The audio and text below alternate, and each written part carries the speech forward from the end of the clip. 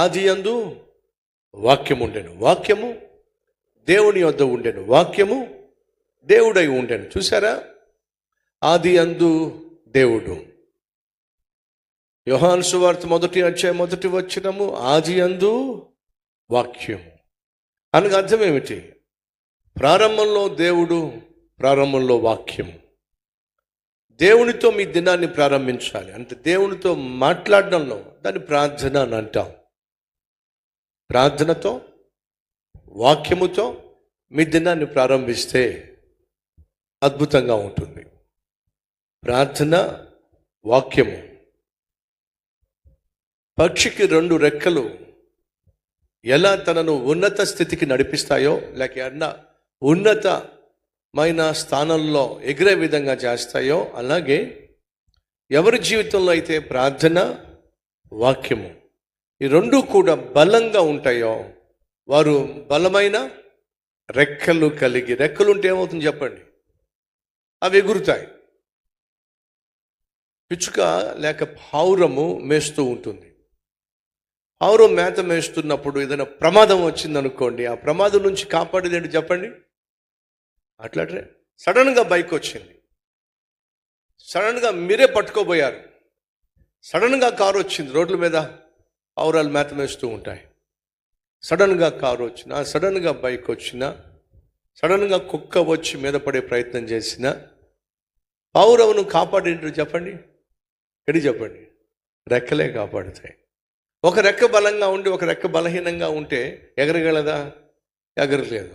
ఏమవుతుంది చెప్పండి? ఒక పిల్లో, కుక్కో అమాంతంగా పావురం మీద దాడి చేస్తుంది, దొరికిపోతుంది. 2 రెక్కలు బలంగా ఉన్నాయి అనుకోండి, కుక్క ఎంత బలంగా ఉన్నా, లారీయే వచ్చి మీద పడబోయినా బలంగా రెక్కలుంటే పావురము కాపాడబడుతుంది. అలా కాపాడడానికి ఆధారం ఏంటో చెప్పండి? 2 రెక్కలు. విను సహోదరి సహోదరులు, సైతాన్ అమాంతంగా నీ మీద వచ్చి పడిన అపాయాన్ని, ఆపదను అమాంతంగా నీ మీదకు తీసుకొచ్చి నిన్ను కబలించే ప్రయత్నం చేసిన ప్రార్థన, వాక్యము ఈ 2 రెక్కలు నువ్వు బలంగా కలిగి ఉంటే ఎంత విపత్తు వచ్చి నీ మీద పడినా సరే నిన్ను కాపాడేది, సంరక్షించేది, సురక్షితమైన స్థానానికి నిన్ను తీసుకుని వెళ్ళేది నీ ప్రార్థన, వాక్యం అనే 2 రెక్కలు మాత్రమే. చప్పట్లు బలగొట్టారు. కానీ ఇప్పుడు నా ప్రశ్న, ఎంతమందికి 2 రెక్కలు బలంగా ఉన్నాయి? ఆలోచించండి. ప్రార్థన అనే రెక్క, వాక్య ధ్యానము అనే రెక్క, ఈ 2 రెక్కలు మనలో ఎంతమందికి బలంగా ఉన్నాయి? ఈ 2 రెక్కలు ఎంత బలంగా ఉంటే అంత సులభంగా ప్రమాదం నుంచి నువ్వు తప్పించుకోవచ్చు. ప్రార్థన అనే రెక్కకు గాయమైన, వాక్య ధ్యానం అనే రెక్కకు గాయమైన, ప్రార్థన అనే రెక్క బలహీనమైన, వాక్య ధ్యానం అనేటటువంటి రెక్క బలహీనమైన ఒక చిన్న పిల్లి చాలు నీ మీద అమాంతంగా దాడి చేసి నిన్ను పట్టుకెళ్ళిపోవడానికి. ఎందుకని? ఎగరాలి అని నీకు ఆశ ఉంది, కానీ ఏదో ఒక రెక్క బలహీనంగా ఉంది కాబట్టి ఎగరవలసినంతగా నువ్వు ఎగరలేకపోయావు, తప్పించుకునే అవకాశం కోల్పోయావు, పెళ్ళికి కూడా నువ్వు బలైపోతావు.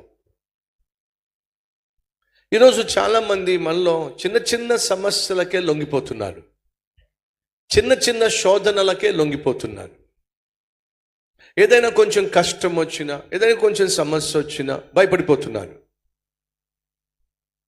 మానసికంగా కృంగిపోతున్నారు, చింతించేస్తున్నారు, డిప్రెషన్లోకి వెళ్ళిపోతున్నారు, ఉక్కిరి బిక్కిరి అయిపోతున్నారు. ఎలా తప్పించుకోవాలో తెలియక తప్పించుకునే మార్గాల కోసం వెతుక్కుంటున్నారు. దయచేసి, కానీ ఎంత చిన్న పిచ్చుకైనా సరే తన రెక్కలు బాగుంటే చాలు.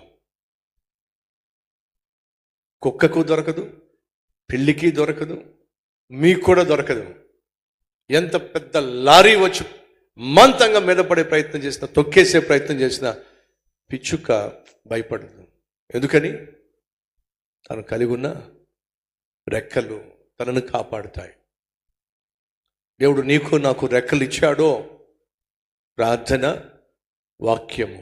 ఈ రెండు రెక్కలు మన జీవితంలో బలంగా ఉన్నట్లయితే అది శరీర సంబంధమైన సమస్య కావచ్చు, కుటుంబపరమైన సమస్య కావచ్చు, ఆర్థిక సంబంధమైన సమస్య కావచ్చు, ఉద్యోగంలో సమస్య కావచ్చు, చేసేటటువంటి వ్యాపారంలో సమస్య కావచ్చు, ఎటువంటి సమస్య వచ్చి అమాంతంగా నిన్ను ఉక్కిరి బిక్కిరి చేసే ప్రయత్నం చేసినా అవేవి కూడా నిన్ను బంధించలేవు, తొక్కి పెట్టలేవు, గాయపరచలేవు, బాధించలేవు, బలి తీసుకోలేవు. కారణం ఏమిటంటే నువ్వు కలిగి ఉన్న ప్రార్థన, నువ్వు కలిగి ఉన్న వాక్యమే నిన్ను కాపాడుతుంది.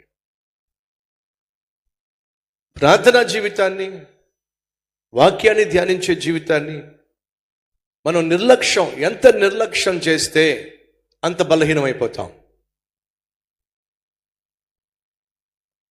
దేవునితో సమయం గడపడం ద్వారా ఎటువంటి శత్రువు మీద పడినా మనం శత్రువుకి దొరికే ప్రసక్తి లేదు.